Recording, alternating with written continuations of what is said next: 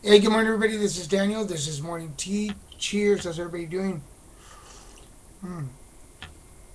It's actually Wednesday, May 9th, 2012. I missed you guys yesterday because I had to get up really early and head out. I was out of the house by 7 o'clock yesterday morning, so I didn't get a chance to do morning tea yesterday. But here we are today. How's everybody doing? How was your weekend? How was Cinco de Mayo? For those of you that follow me on Facebook, you might have seen that picture of me in a poncho, and yes, that was me in a poncho. I did a short film for the New York Film Academy there in Los Angeles, and I want to say hello to all the guys there. For any of them are following me now, uh, thank you. It was a great experience. It was definitely funny. It was better than I expected. I'll be honest, it was one of those situations that I went into with very low expectations. It was an acting gig, and I thought, you know what, it'll be fun to do. Um, let's see what comes out of it. And I made some really good friends there, and really had a good time, and really got to like put out my comedy out. So it was fun to be part of a production. I hadn't done anything acting wise in quite a while, so it was kind of fun to be back on set. Not to mention the fact that I was one of the lead characters, so it was nice to be pampered a little bit. I'll admit, hey, we're we're actors. We like to be spoiled a little, but it was nice to be pampered and have our own green room and hair and well, not really hair because I wore a sombrero most of the time, but to have makeup done and somebody running behind me and giving me touch ups because I was wearing this face mask. You really, really should go to the my Facebook page, either my personal if you're a personal friend, or the LilMesican production page. I will post the picture there so you can see it. It's quite funny. Um, that said, I want to shout out to a couple of places. The T-Mobile, and I just had their card with my. Here it is. I want to shout out to the T-Mobile guys over at 10960 Jefferson Boulevard in Culver City, California. If anybody knows anybody there at the T-Mobile in Culver City, the one on Jefferson Boulevard, thank you to those guys. My phone kind of broke down over the weekend, had a little glitch. I ran in there at a quarter till, and they set me up. They were so nice about it. Uh, anyway, they gave me a little, teased me a little bit about my phone. Hey, I told the guys there, some people have children, other people have pets. I have a phone. I am connected to my phone. I live through my phone. Don't judge. It's a way of life. It's my life. I love it. And to Matt over at, and I had the paper with me. For Evergreen or Evergreen, I'll find the name of the restaurant again. I have to Yelp them. But over in Culver City also, it's one of those organic restaurants. And Matt, MATT, because I put Mac on the paper that I wrote.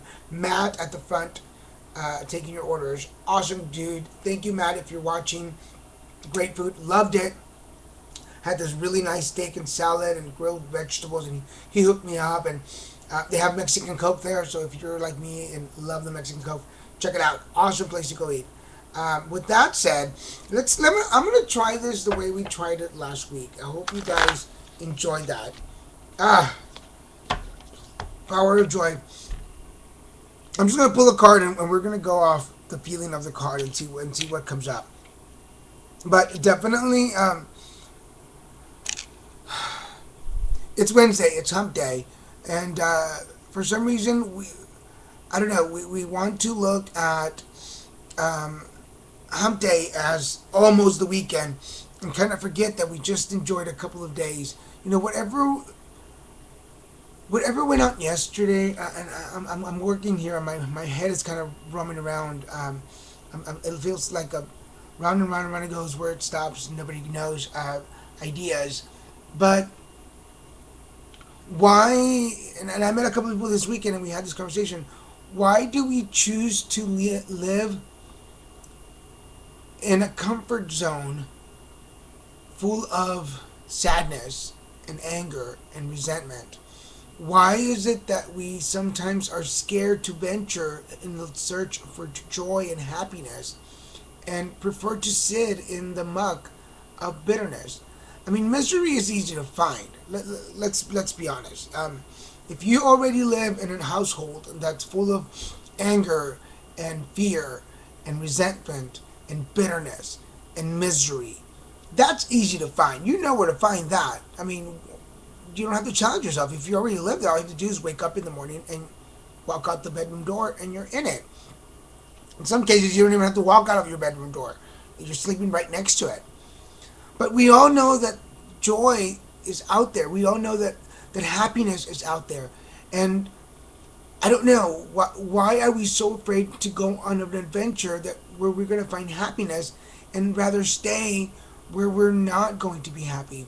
Now, I know that a lot of folks, for religious reasons, because of children, because of sick parents, whatever the reason is, you have to stay where you are and kind of let the universe but guide you. But if the universe is already opening a door for you and showing you a way out of it, why choose? And I'm not judging, please, by all means, I've been exactly there.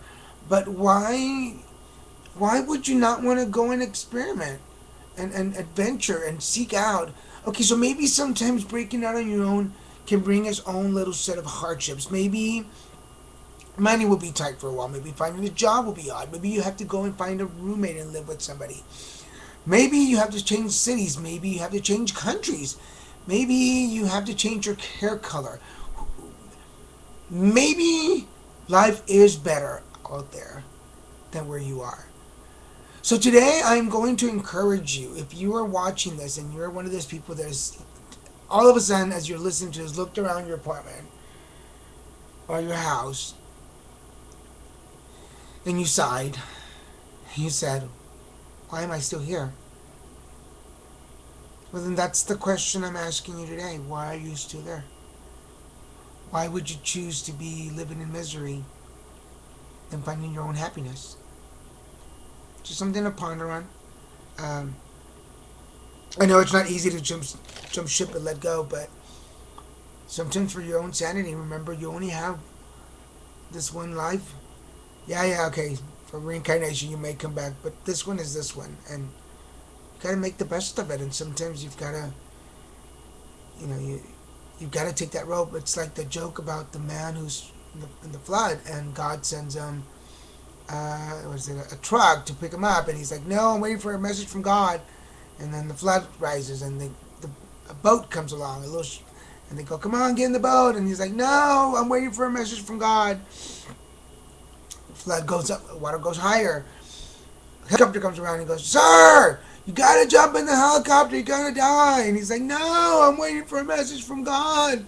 Well, the water gets so high, the man drowns. He ends up in heaven and goes, God, I waited for you. And God's like, you idiot, I sent you a truck, I sent you a boat, sent you a helicopter.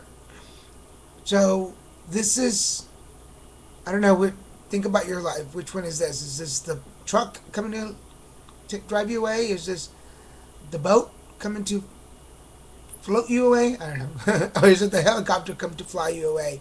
Which one is it for you? Is it 1, 2, or 3? Or are you going to wait to get to where you need to go and ask the universe why they didn't send you a message? Anyway, this is Daniel. Choose joy today. Love you guys, and I will see you next week. Have a good one.